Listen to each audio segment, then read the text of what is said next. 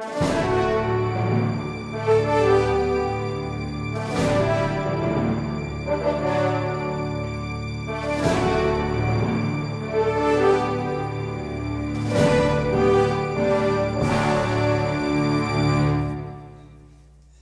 what's going on, everybody? It's Turin 56 with iKonik, and I'm here bringing you our latest recap video for War 89.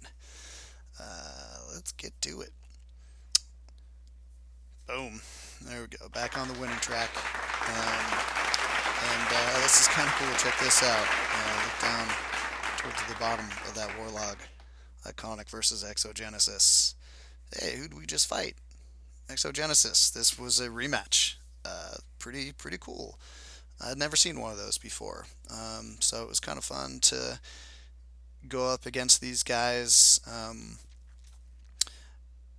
A nice win. We got back on the winning track. It wasn't a flawless win. We're still a little bit off in my opinion, but we definitely tightened it up a little bit from our last war. And it was fun going up against these guys. Their leader, Chris NYC, came over after the war and chatted with us a little bit. Seems like a really nice guy. He was kind of laughing about seeing us again when we got the match and going like, oh no, not these guys again. But he said he thought it was pretty good that it pushed those guys to get a little bit better, make some better bases that we hadn't seen before. So here's what we did on them. As you can see, we didn't do too well on their top Town Hall 9s, and didn't do too well at all on the Town Hall 10s, unfortunately. But below their number 11, we only missed that one guy right there. Everything else is 3-starred, all their Town Hall 8s.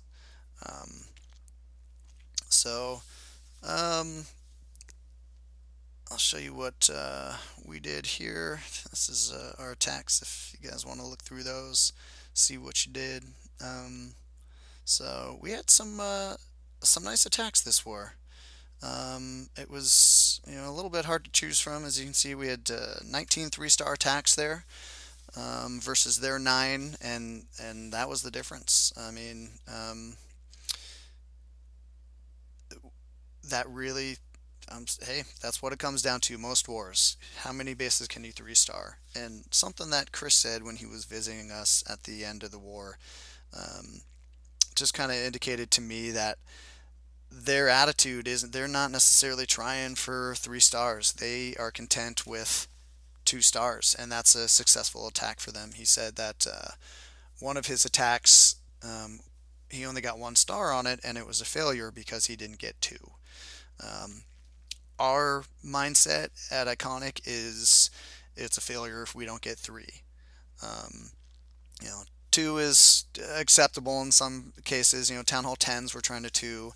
Really tough Town Hall 9s. Like, we don't beat ourselves up if we can't 3-star everything. But that's what we're aiming for. We're putting together attack strategies that revolve around getting 3 stars.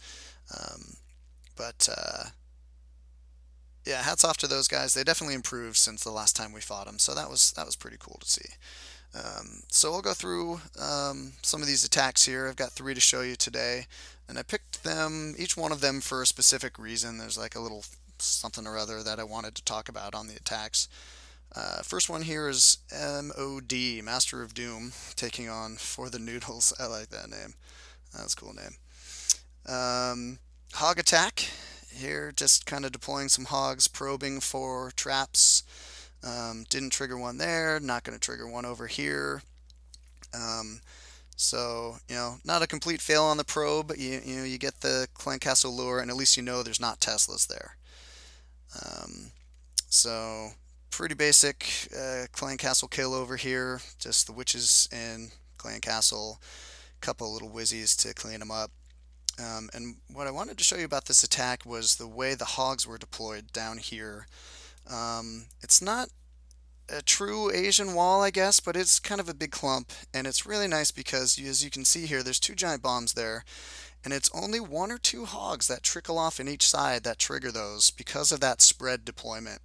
It's a nice little trick.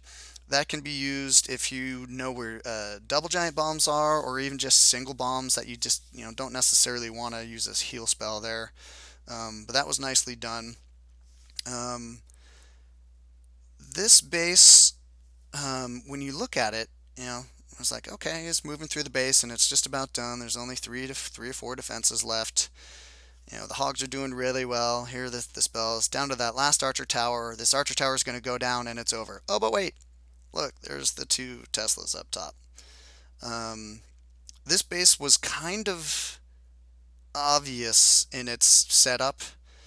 This clan, Exogenesis, they used a lot of outside bombs and Teslas to try to trip up the lures and the clan castle kills.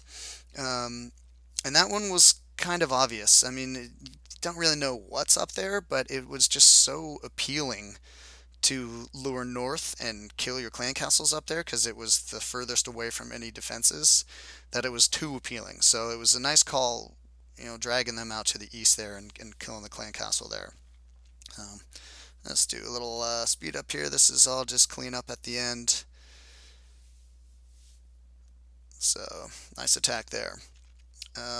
Next, I'm going to show you one of our newest members is right here, Michael 499. Not to be confused with our Mike, who has been with the clan for a while.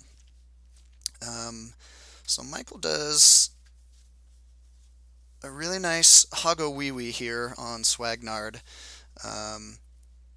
3 hogs there, gets the lure and takes out that cannon. Great. I like the hog down there in the south too to probe. Takes out that giant bomb. And he even triggered that little skeleton trap up there by the AQ. I love that. If you can lure out the skelly traps like you can the clan castle lure, it's going to be that much easier. Usual stuff over here, witchers, wizards, and the AQ goes down early. We're seeing so many witches and balloons and clan castles these days. I think early deployment on the AQ really helps out with those kills. Sometimes they just your own witches. It depends on how the skellies spawn. Sometimes they just can't keep up and you get unlucky and you lose a witch or whatever. So the AQ down early there, I like that. A nice kill here on the enemy AQ. Sends in his heroes before his Barb King even gets there. She's already down. And then here comes the 2-finger drop on the hogs. I like the patience here on the hills, on the heels. He lets them penetrate a little bit, get past a couple of defenses, and then drops the heels. I think he maybe lost 1 or 2 there, but not too much at all. I think that second heel could have gone down just a little sooner, but not bad at all. They path away from that cannon up top a little bit, which I think threw him off. This heal is perfect. As you can see, when they come down to that wizard tower, they're still standing inside the heal as they're attacking him. The defense doesn't have to be in the heal for it to be effective. As long as your hogs are in it, it is. And the one thing I would change on this attack was this last heal here. It covers that obvious giant bomb spot, but it doesn't cover it after the hogs are escaping from it. So I would have moved that a little bit further up, given the hogs a little more travel time in that. But other than that, a great attack. As you can see, even with his hogs down, he still has a ton of DPS. Both his heroes are up. That golem is still up in the corner, banging on a wall like they do. Lots of wizards, witches, so no problem on the cleanup here. A really nice attack by one of our new members, so great job, Michael. And the last attack that I'll show you here is by Horsepower 18, HP. You've seen him before. I think I've shown you a couple of his Lavalunian attacks. He's been on a tear lately, 3-starring some nice bases. And I like this one a lot. Just pause for a quick second here. Oh, no, I don't need to pause. Never mind. So he drops 2 golems here, distracts all of those defenses up top, and then look at these wizards that he drops in on those wizard towers. That's a great 1-to-1 trade. 1 balloon for 1 defense is a great trade. Well, you're saving a troop space by using the wizards. And not only do they take out those archer towers, they take out a couple of mines and help create that funnel. Really nice. Great spell drop there. Look how many, I mean, almost 100% coverage of his entire army is now enraged and healed. Perfect spell drop. The more percentage of your army you can cover, the better with your spells, whether it's rage or heal. Um, so they're moving nicely into the core. The jump spell gets them right in the core. They're going to start to hollow that out. Got the golem in there, both heroes, a lot of wizards and witches, and they're really starting to do some destruction. And this is where the back end loons come in. Thrown off a little bit on the east with that Tesla dropping, but look at that. Gets a nice little drop there. Crash helps take out 2 defenses at once. That's awesome.